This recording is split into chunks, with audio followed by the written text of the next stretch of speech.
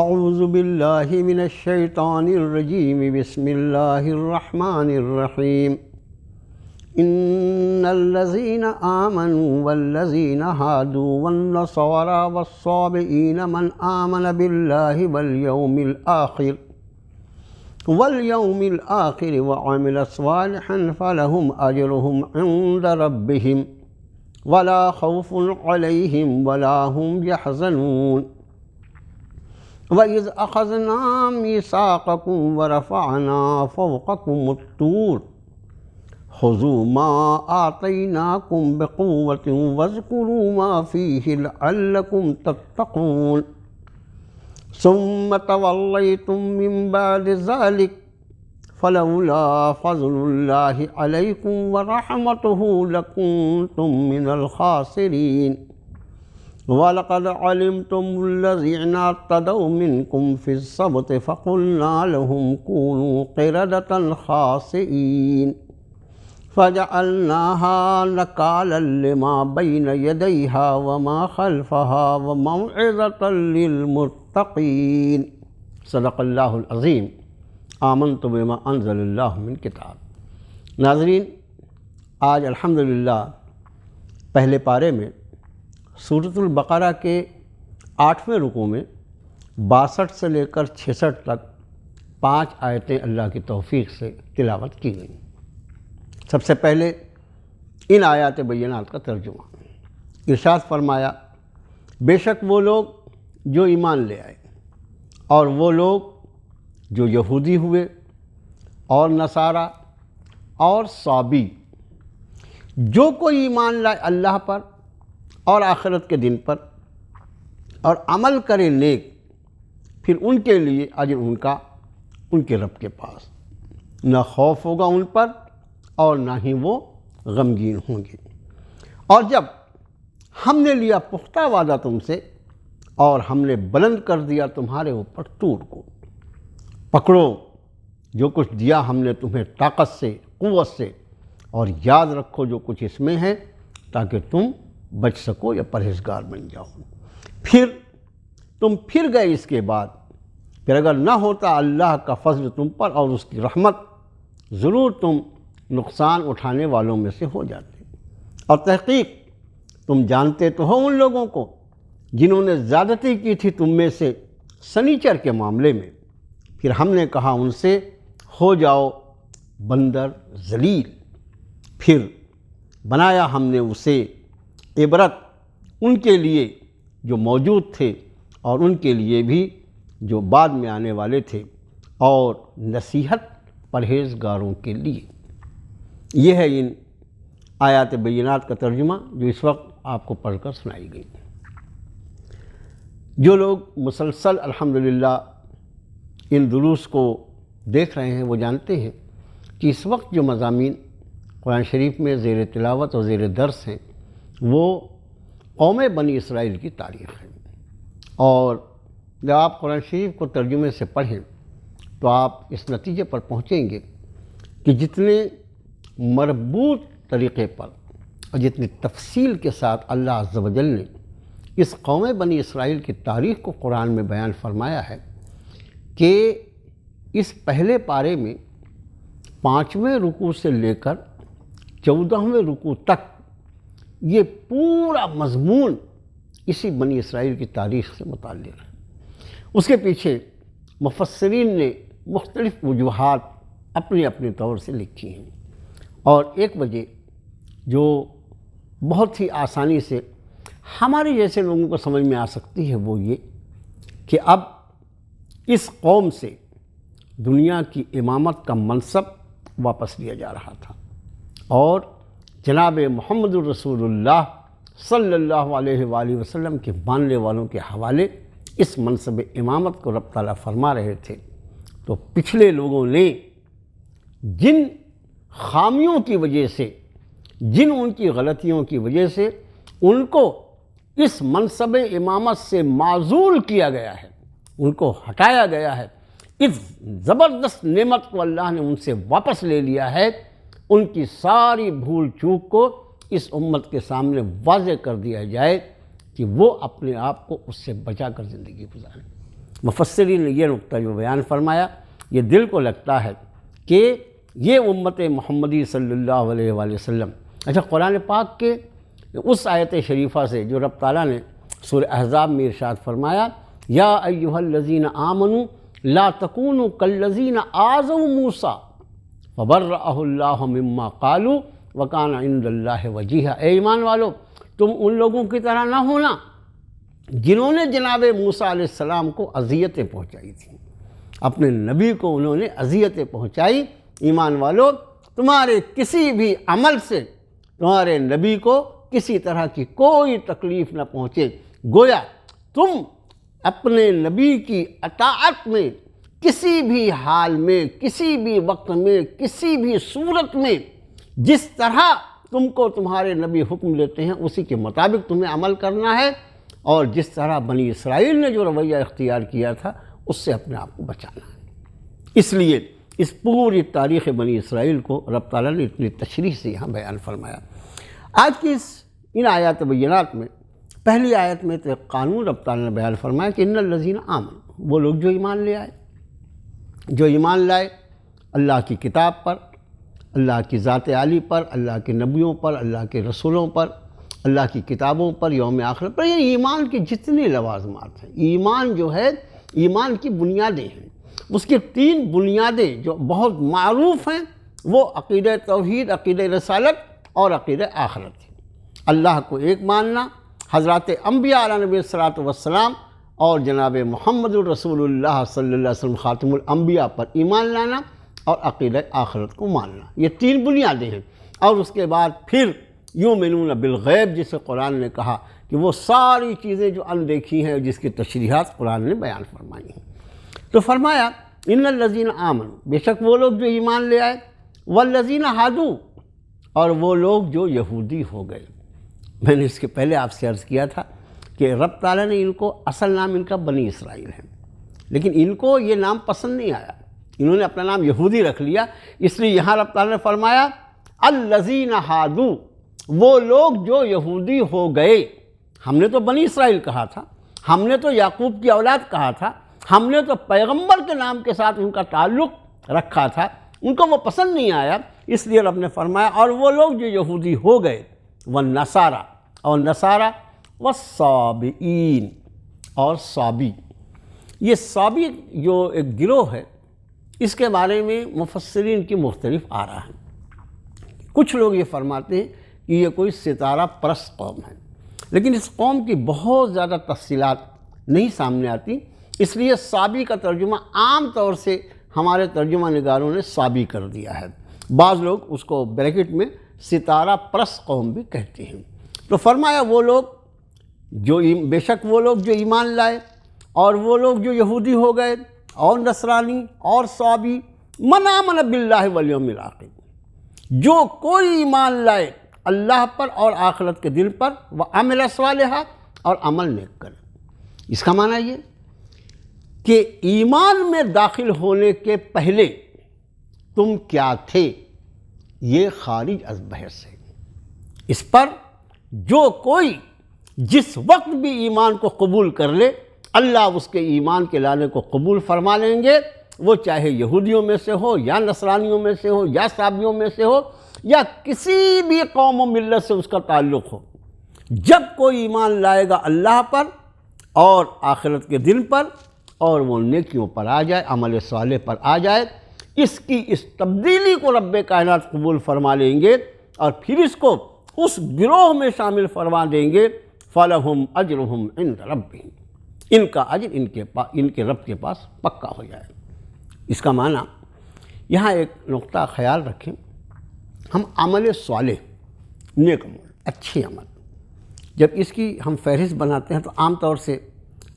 طور سے یہ ہوتا ہے، یعنی اس میں یہ کہا جا سکتا ہے کہ علم کی پہنچ وہاں تک نہیں ہے۔ جب کبھی عمل صالح کی ذرا فہرست بناؤ تو وہ شروع کرے گا نماز، روزہ، حج، زکوٰۃ، صدقات وغیرہ وغیرہ، یہ سارے کے سارے اعمال صالح ہیں۔ لیکن سب سے بڑا عمل صالح، سب سے بڑی نیکی یا سب سے بڑی عبادت کون سی ہے؟ سب سے بڑا عمل جو ہے وہ ہے ایمان کا قبول کرنا۔ ایمان کا قبول کرنا یہ خود بھی ایک عمل ہے، اور پھر باقی ساری نیکیاں جو ہیں وہ بعد ایمان ہیں۔ ایمان کی قبولیت کے بعد نیکی ہوتی ہے، اور اگر خدا نخواستہ ایک شخص ایمان کو قبول نہیں کرتا۔ مومن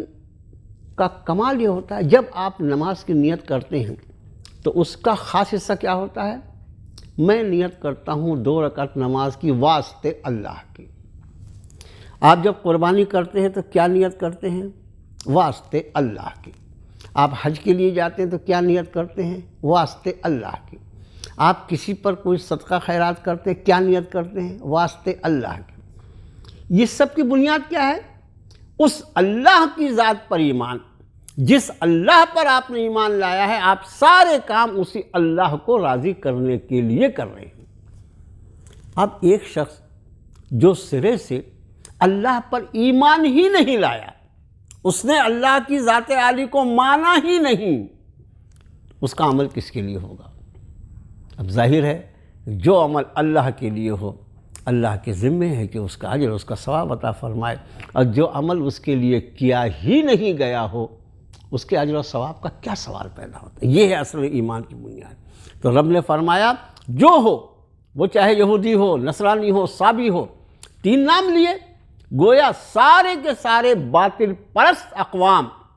اور گروہ اور یونٹس جو جب کبھی اللہ پر ایمان لائے اور آخرت پر ایمان لائے اور عمل صالح پر آ جائے،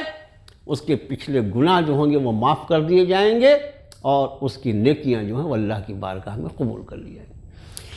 ایمان وہ عبادت ہے جو ایمان کے پہلے کی ساری غلطیوں اور گناہوں کو معاف کرنے کا سبب بن جاتی ہے، وہ عبادت ہے۔ قرآن نے فرمایا الا من تاب وآمن وعمل عملا صالحا فاولئک یبدل اللہ سیئاتہم حسنات۔ فرمایا جس کسی نے توبہ کیا، الا من تاب وآمن، اور ایمان لے آیا۔ توبہ کیا، کس چیز سے توبہ کیا؟ کفر سے توبہ کیا، شرک سے توبہ کیا۔ جس نے توبہ کیا وآمن، اور ایمان لے آیا، اور اس کے بعد وعمل عملا صالحا، ایمان لے آیا، عمل صالح پر آ گیا، فاولئک یبدل اللہ سیئاتہم حسنات، یہ وہ لوگ ہیں ان کی پرانی ساری گناہوں کو اللہ تعالیٰ نیکیوں سے بدل دیں گے۔ ایمان وہ عبادت ہے۔ تو سب سے اہم ترین عبادت ایمان۔ تو یہاں پر فرمایا جو کوئی ایمان لائے اللہ پر، آخرت کے دن پر، اور عمل نیک کرے، پھر ان کے لیے ان کا اجر ہوگا ان کے رب کی بارگاہ میں، اور اس گروہ میں ان کو شامل کیا جائے گا، ولا خوف علیہم ولا ہم یحزنون، نہ کوئی خوف ہوگا اور نہ کوئی غم ہوگا۔ خوف اور غم، اس کی تشریح اس کے پہلے کسی موقع پر کی جا چکی ہے کہ کسی ناپسندیدہ واقعے کے پیش آنے کے پہلے، یہ پسندیدہ چیزوں کے لیے تو آدمی انتظار کرتا ہے، اس کے بعد اس کو خوشی اور فرحت ملتی ہے، لیکن کسی بھی ناپسندیدہ چیز کے پیش آنے کے پہلے کی جو کیفیت ہوتی ہے وہ خوف کہلاتی ہے، اور اس ناپسندیدہ چیز کے پیش آ جانے کے بعد جو کیفیت طاری ہوتی ہے وہ غم کہلاتی ہے۔ یہ خوف اور غم ہمارے ہاں اردو زبان کی تنگ دامنی کی وجہ سے ایسا ہوتا ہے کہ ایک ہی ترجمہ کئی لفظ کا کیا جاتا ہے، لیکن عربی زبان جو ہے یہ بہت ہی وسیع زبان ہے۔ تو یہاں خوف اور غم یہ دونوں بالکل الگ الگ چیزیں ہیں۔ خوف جو ہے وہ یہ کہہ لیجئے پری انسیڈنٹ، واقعے کے پیش آنے کے پہلے، اور غم جو ہے وہ پوسٹ انسیڈنٹ کہہ لیجئے کہ واقعے کے پیش آنے کے بعد۔ جیسے ایک شخص جو ہے وہ امتحان میں بیٹھا ہے، امتحان میں اپیئر ہوا وہ، لیکن اس کی تیاری نہیں تھی، اس کو معلوم رہتا کہ میں فیل ہونے والا ہوں، تو وہ فیل ہونے کا جو اس کو دھک دھکی لگی رہتی ہے وہ اس کا خوف کہلاتا ہے، اور جس دن نتیجہ آ گیا اور اس کو معلوم ہو گیا کہ بھئی تو فیل ہو گیا، اب اس کے بعد جو کیفیت اس پہ طاری ہوتی ہے وہ غم کہلاتی ہے۔ یہاں فرمایا مومنوں کے لیے، اہل ایمان کے لیے جنہوں نے عمل صالح سے اپنی زندگی کو سجائے رکھا ہے، قرآن شریف نے 50 مرتبہ یہ خوشخبری دی ہے، لا خوف علیہم ولا ہم یحزنون، ان پر نہ کوئی خوف نہ کوئی غم۔ کیوں ایسی ہوتی ہے زندگی؟ انشاءاللہ کسی موقع پر اس کی آپ کے سامنے تشریح کریں گے کہ یہ ایمان اور عمل صالح انسان کو ہر قسم کے خوف اور غم سے نجات کیوں کر دیتا ہے، اس کی وجوہات کیا ہوتی ہیں، اس کی بنیادیں کیا ہوتی ہیں۔ کتاب و سنت کی روشنی میں انشاءاللہ اس کو واضح کرنے کی کوشش کریں گے۔ آگے ارشاد فرمایا وَإِذْ أَخَذْنَا مِيثَاقَكُمْ وَرَفَعْنَا فَوْقَكُمُ الطُّورَ، اور جب ہم نے تم سے پختہ وعدہ لیا اور تم پر ہم نے طور کو بلند کر دیا، اٹھا دیا، خُذُوا مَا آتَيْنَاكُمْ بِقُوَّةٍ وَاذْكُرُوا مَا فِيهِ لَعَلَّكُمْ تَتَّقُونَ۔ یہ بھی بنی اسرائیل کے تاریخ کا ایک واقعہ ہے کہ ایک موقع تھا کہ انہیں جو احکام دیے گئے، احکام خداوندی، انہوں نے اس کو پورا کرنے میں آناکانی، ہم سے نہیں ہو سکے گا، ہم سے تو، بلکہ قرآن نے ان کے الفاظ نقل کیے، قالوا سمعنا وعصینا، انہوں نے کہا کہ صاحب سن تو لیا لیکن ہم سے ہو نہیں سکے گا، ہم نہیں فرمانبرداری کر سکیں گے۔ رب تعالیٰ نے ان کے اوپر فرشتے کو حکم فرمایا کہ طور جو ہے اس کو اٹھا کے معلق کر دیا، پہاڑ جو ہے ان کے اوپر اٹھا کے معلق کر دیا، ایسا لگے اب گرا کہ تب گرا، اور فرمایا کہ خُذُوا مَا آتَيْنَاكُمْ بِقُوَّةٍ، جو کچھ دیا ہے اس کو طاقت سے پکڑو، قوت سے پکڑو، جو حکم دیا گیا اس پہ عمل کرو، وَاذْكُرُوا مَا فِيهِ لَعَلَّكُمْ تَتَّقُونَ، اور یاد رکھو جو کچھ اس کے اندر ہے، جو اللہ نے تمہیں تورات عطا فرمائی ہے، اس میں جو احکام ہے اس کو یاد رکھو تاکہ تم بچ سکو یا پرہیزگاری اختیار کرو۔ یہ بھی ایک واقعہ پیش آیا تھا کہ پہاڑ کو اللہ نے ان کے اوپر اٹھا کے معلق کر دیا، اور پھر جب وہ رونے دھونے لگے اور رجوع ہوئے تو اللہ نے اس پہاڑ کو ان پر سے ہٹا دیا۔ پھر فرمایا ثم تولیتم من بعد ذلک، وعدہ کیا تھا، موت کے ڈر سے وعدہ کر لیا تھا کہ ہم اس اللہ کے احکام کو پوری طرح پابندی کریں گے، ثم تولیتم من بعد ذلک، اس کے بعد پھر تم پھر گئے۔ ول کا مطلب ہوتا ہے پھر جانا، تم پھر گئے، تم نے پھر پیٹھ دکھا دی اللہ کے احکام کو۔ اور آگے ارشاد فرمایا فلولا فضل اللہ علیکم ورحمتہ لکنتم من الخاسرین، اگر تم پر اللہ کا فضل، اس کی رحمت نہ ہوتی تو تم تو نقصان اٹھانے والوں میں شامل ہو گئے ہوتے۔ اب اس کے بعد ایک اور واقعہ ان آیات بینات میں پیش کیا گیا اگلی آیت میں، وَلَقَدْ عَلِمْتُمُ الَّذِينَ اعْتَدَوْا مِنْكُمْ فِي السَّبْتِ فَقُلْنَا لَهُمْ كُونُوا قِرَدَةً خَاسِئِينَ، اور تم جانتے ہو ان لوگوں کو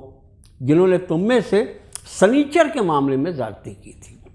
اب پھر ہم نے کہا تھا ان سے کہ ہو جاؤ ذلیل بندر، فَجَعَلْنَاهَا، پھر بنایا ہم نے اسے نکال، یعنی عبرت،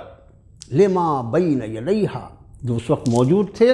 وما خلفہا،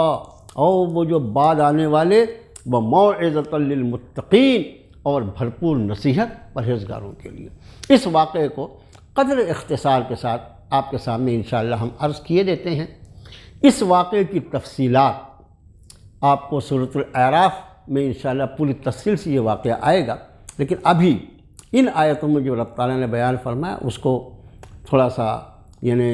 جس کا آپ کو ہلکا سا انداز ہو کہ یہ قوم بنی اسرائیل کن کن حالات سے گزری ہوئی ہے۔ یہ واقعہ حضرت داؤد علیہ نبی صلاۃ والسلام کے زمانے کے قریب کا دور ہے، بعض کہتے ہیں کہ خود حضرت داؤد علیہ السلام کے دور کا واقعہ ہے۔ جس طرح ہمارے ہاں جمعے کی اہمیت ہے، یہ جمعے کی خاصیت یہ ہے ہمارے ہاں الحمدللہ، آسانی یہ ہے اللہ نے کہ اذان جمعہ سے لے کر نماز جمعہ سے فراغت تک یہ وقت جو ہے یہ مخصوص کر دیا گیا ہے مردوں کے لیے کہ سارے کام کاج سے اپنے آپ کو فارغ کر لیں، اور اس کے بعد نماز جمعہ سے جب فارغ ہو جائیں پھر اس کے بعد ان کو اجازت دے دی گئی کہ اذا قضیت الصلاۃ کہ زمین میں چلو پھرو اور اللہ کی روزی جو اللہ نے رکھی ہے، وابتغوا من فضل اللہ، اللہ کا فضل، اللہ کی روزی جو ہے وہ تلاش کرو، اس کی اجازت دی گئی ہے۔ ہمارے لیے جمعے کے احکام جو ہیں وہ اذان جمعہ سے لے کر اور نماز جمعہ کے پورے ہونے تک ہیں، لیکن یہود کو جو سنیچر دیا گیا تھا، وہ جو ہم سبت کہتے ہیں، سنیچر کے دن کو، ہفتے کا دن جس کو کہتے ہیں، ان کے لیے یہ حکم تھا کہ اس دن پورا دن، اچھا دن جو ہوتا ہے وہ ہمیشہ خیال رہے، ہمارا جو دن وہ 12 بجے رات والا ہے یہ تو کاؤنٹ کرتے رہیں، لیکن اصل دن جو شرعی اعتبار سے ہوتا ہے وہ غروب آفتاب سے شروع ہوتا ہے۔ جیسے ہمارا جمعہ کہا جائے تو جمعرات کا دن گزرا، تو غروب آفتاب جیسے ہی ہوا جمعرات کا، جمعہ شروع ہو گیا، اور وہ رات بھی جمعے کی ہے، پھر جمعے کا دن ہے، اور جمعے کا دن جیسے گزرا اور غروب آفتاب ہو تو سنیچر شروع ہو گیا۔ یہ تو سب کو معلوم ہے الحمدللہ۔ تو ان کے لیے پورا سنیچر، یعنی جمعے کے غروب آفتاب سے سنیچر کے غروب آفتاب تک، کہ 24 گھنٹہ سمجھ لیجئے کاؤنٹنگ میں، یہ پورا دن جو تھا ان کو منع تھا، صرف عبادات میں لگے رہنا ہے، ذکر اللہ میں لگے رہنا ہے، جو احکام اللہ نے دیے ہیں اس کو پورا کرنا ہے، اور کسی بھی طرح کا یعنی کام کاج روزی روٹی ایسی کوئی مصروفیت کرنا نہیں۔ اب یہ قوم جو تھی جس کا تذکرہ یہاں ہو رہا ہے، سورہ اعراف میں فرمایا کانت حاضرۃ البحر، یہ دریا کے کنارے آباد تھی قوم، یہ بنی اسرائیل کا ایک ٹکڑا، یہودیوں کا ایک گروہ جو تھا دریا کے کنارے۔ دریا کے کنارے جو آباد ہوگا اس کا پیشہ کیا ہوگا؟ ظاہر ہے ماہی گیری، مچھلیاں پکڑنا اور اس کو بیچنا، یہی سب کام ہوگا نا۔ دریا کنارے رہنے والے لوگ کیا کریں گے؟ عام طور سے ابھی بھی آپ دیکھیے جو بڑے بڑے شہر سمندروں کے کنارے ہیں، وہاں کا بہت بڑا جو ذریعہ معاش ہے لوگوں کا وہ مچھلیوں پر ہے، یعنی وہ لاکھوں کروڑوں ٹن مچھلیاں جو بامبے میں پکڑی جاتی ہیں اور بیچی جاتی ہیں، ہم کو اور آپ کو اس کا انداز نہیں ہے۔ تو اب ان کا خاص جو کام تھا وہ مچھلی پکڑنا، اس کو بیچنا تھا۔ اللہ نے جب کسی قوم کو آزمانے کا فیصلہ فرمایا، ہمیشہ میرے بھائیوں اللہ کی آزمائش سے اپنے رب سے پناہ مانگتے رہو کہ اللہ کسی آزمائش میں نہ ڈالیں۔ جب اللہ نے ان کو آزمانے کا فیصلہ فرمایا تو یہ ہوا کہ ہفتے کے جو بقیہ دن ہوتے اس میں مچھلیاں غائب ہو جاتی، لیکن سنیچر کا دن آتا جس دن ان کو مچھلیاں پکڑنے کو منع کیا گیا تو ان کے سامنے مچھلیاں کودتی رہتی، ان کے دل میں لالچ آتی، یار سنیچر ہے ورنہ اس کو پکڑ کر میں، لیکن کیا کر، سنیچر ہے کچھ نہیں کر سکتا تھا۔ کچھ دن کے بعد کچھ شریر لوگوں نے ایک کہنا چاہیے کہ ایک تدبیر سوچی، وہ یہ کہ دریا ہے، اب دریا بہہ رہا ہے، دریا کے کنارے میں اگر کچھ چھوٹے ایسی نہریں کھود دی جائیں کہ یہ مچھلیاں جب دریا میں بہہ رہی ہیں، دریا میں تیر رہی ہیں، تیرتے وہ نہروں میں بھی چلی جائیں گی، وہ نہروں میں چلی جائیں، اور سنیچر کے دن تو زیادہ مچھلیاں ہوتی ہیں، سنیچر کے دن خاص طور سے نہروں میں آئیں گی، ہم ان نہروں کا دروازہ کسی چیز سے بند کر دیں گے، سنیچر کو مچھلی نہیں پکڑیں گے، مچھلی پکڑنا منع ہے نا، سنیچر کو نہیں مچھلی پکڑیں گے، ان کو روک دیں گے اور اتوار کو آرام سے مچھلیاں نکال کر لے جا کے فروخت کر دیں گے۔ اللہ کے احکام میں ہیلے کرنا یہ سخت گناہ ہے، اس طرح سمجھ لیجیے کہ احکام خداوندی میں کوئی ایسا کام جس سے خدا نہ خواستہ اللہ کے حکم کا مذاق اڑتا ہو یا اس کی کسی طرح سے توہین ہوتی ہو، یہ انتہائی شدید گناہ ہے۔ انہوں نے یہ تدبیر نکالی، ظاہر ہے کہ جب سنیچر کو تم ان مچھلیوں کو روک رہے ہو تو سنیچر کو یہ مچھلی کا شکار کرنا نہیں کہلائے گا تو کیا کہلائے گا؟ جب انہوں نے یہ حرکتیں کرنا شروع کی تو کچھ لوگ جو تھے اس بستی کو انہوں نے منع کیا، کہ دیکھو اللہ نے منع کیا ہے سنیچر کو، سنیچر کا دن ہے، یہ حرکت مت کرو ورنہ لوگوں کا اللہ کا عذاب آئے گا، تمہارے ساتھ ہم بھی مر جائیں گے۔ کچھ لوگ اس میں کھڑے ہوئے کہنے جانے دیجیے، جو کرتے ہیں کرنے دیجیے نا، اب تو کیا کرنا ہے، آپ اپنا اللہ کیجئے، آپ کر رہے ہیں سنیچر کو شکار، آپ نہیں کر رہے ہیں نا، یہ کر رہے ہیں اللہ کی نافرمانی، مریں گے، آپ ان کو کچھ مت کہیے۔ انہوں نے کہا نہیں، ہم اس لیے ان کو سمجھا رہے ہیں کہ اللہ کی بارگاہ میں ہم یہ عرض کر سکیں کہ پروردگارہ تیرے بندے جب تیرے حکم کے خلاف کر رہے تھے تو ہم نے ان کو روکا تھا، ہم یہ عرض کر سکیں اور شاید یہ بھی باز آ جائیں، یہ بھی اللہ کی پکڑ سے بچ جائیں، ورنہ اللہ کا عذاب آئے گا تو بری طرح پھنس جائیں گے۔ اس طرح اس بستی کے 3 حصے ہو گئے آبادی کے، تو ایک وہ حصہ جو اللہ کے احکام کا مذاق اڑا رہا تھا، ہیلے بازی کر رہا تھا، اور سنیچر کے لیے جو حکم دیا گیا تھا اس کی وہ توہین کر رہا تھا، مچھلیاں سنیچر کو روک کے اتوار کو نکالتے تھے۔ دوسرا وہ گروہ جو خود اس گناہ میں ملوث نہیں تھا لیکن لوگوں کو کہتا تھا کہ آپ بھی ان کو کچھ مت بولو، یہ اپنا بھگتان بھگتیں گے۔ اور تیسرا وہ گروہ تھا جو سختی سے ان کو منع کرتا تھا، خبردار اللہ کے حکم کی نافرمانی نہیں کرنا ورنہ تم پر اللہ کا عذاب آ جائے گا، وہ ان کو صاف صاف ڈرا رہے تھے۔ یہ جو اللہ کو ڈرانے والے لوگ تھے، جب انہوں نے دیکھا کہ ان کی گمراہی بڑھتی ہی جا رہی ہے، جتنا سمجھا اتنا زیادہ ان کا گناہ بڑھتا جا رہا ہے، تو ان کو خوف ہوا کہ ایسا نہ ہو کہ اللہ کا عذاب آئے۔ انہوں نے اپنی آبادی کو قدر دور کر لیا کہ بھی ایسا نہ ہو، اگر یہ نہیں مانتے ہم بہت دور آباد ہو جاتے ہیں تاکہ اللہ سے یہ کر سکیں کہ پروردگارا نہیں مان رہے تھے تیرے بندے، ہم نے اپنے آپ کو ان سے دور کر لیا، ہم کیا کر سکتے تھے؟ وہ دور چلے گئے۔ بلکہ مفسرین کے بعض جو آراء ہیں اس کی روشنی میں انہوں نے درمیان میں دیوار اٹھائی۔ ایک دن ایسا ہوا کہ ان کی آبادی سے کوئی آواز نہیں آئی،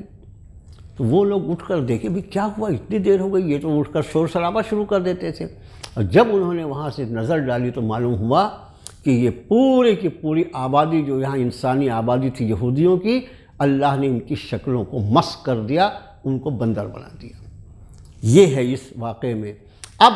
مفسرین جو اہم نقطہ یہاں بیان فرماتے ہیں کہ جن لوگوں کی شکلیں اللہ نے بدلی تھیں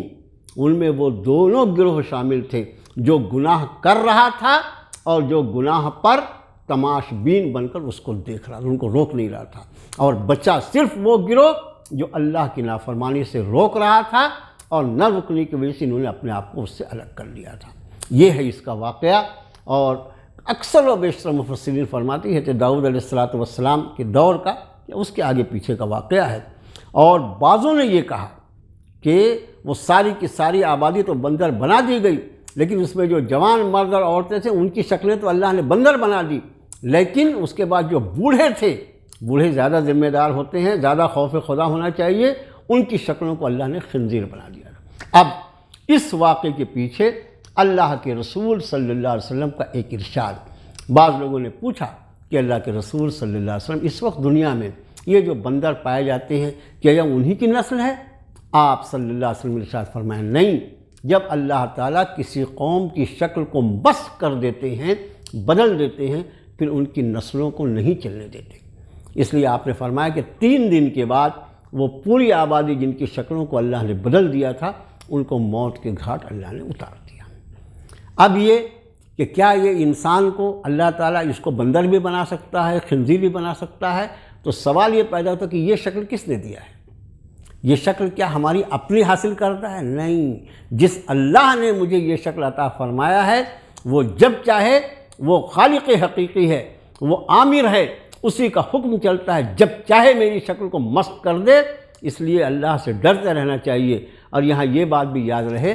کہ آج بھی احادیث مبارکہ کی روشنی میں یہ بات بہت ہی واضح ہے کہ عمل صالح نیک اعمال جو ہوتے ہیں ان کے اثرات بھی چہرے پر دکھائی پڑتے ہیں، اور جو بدکار ہوتے ہیں، زانی ہوتے ہیں، شرابی ہوتے ہیں، سود خور ہوتے ہیں، ان کے صورتوں پر ان کی بددیانتی اور گناہوں کے اثرات اور اس کی ذلت کے اثرات بھی دکھائی دیتے ہیں۔ کھلی آنکھوں سے ہم اور آپ دیکھ سکتے ہیں کہ اعمال جو ہیں ان کے اثرات، رنگ اور ناک نقشہ کیسا، اس سے قطع نظر ایک چیز ہوتی ہے جس کو کہا جاتا ہے حسن، اور یہ حسن جو ہے جس کو چارمنگ کہا جاتا ہے، اس کا اٹریکشن کہا جاتا ہے، وہ اللہ تعالیٰ اس کے چہرے پر نور عطا فرما دیتے ہیں۔ تو حسن اعمال کا نور اس کے چہرے پر پایا جاتا ہے، اور بد اعمالیوں کی کہنا چاہیے کہ خباثت اور اس کی گندگی جو ہے وہ بھی بد اعمالوں کے چہروں سے صاف ظاہر ہوتی ہے۔ اس لیے اس آیت شریفہ کی روشنی میں ہمیں اور آپ نے اس کا پورا خیال رکھنا چاہیے کہ اللہ کے احکام میں ہیلے حوالے نہ ہوں، بلکہ دانت سے اس کے احکام کو پکڑ لیا جائے اور اللہ سے ڈرتے ہوئے زندگی گزاری جائے۔ اس لیے کہ رب نے فرمایا تحقیق تم جانتے تو ہو ان لوگوں کو جنہوں نے تم میں سے سنیچر کے معاملے میں زیادتی کی تھی، اور ہم نے ان سے کہا تھا کہ ہو جاؤ ذلیل بندر، فجعلناہا نکالا، پھر ہم نے اس کو بنا دیا عبرت، لما بین یدیہا، ان کے لیے جو موجود تھے، ان کے لیے تو عبرت تھا یہ واقعہ، وما خلفہا، اور بعد میں آنے والوں کے لیے بھی، وموعظۃ للمتقین، اور جو اللہ سے ڈر کے زندگی گزارنے والے ہیں ان کے لیے بھرپور نصیحت ہے۔ اس واقعے میں اللہ سے دعا ہے اللہ ہمیں بھی اس کے نصیحت کے پہلو پر عمل کرنے کی توفیق عطا فرمائے۔ وصلی اللہ تعالی علی خیر خلقہ محمد وآلہ وصحبہ اجمعین۔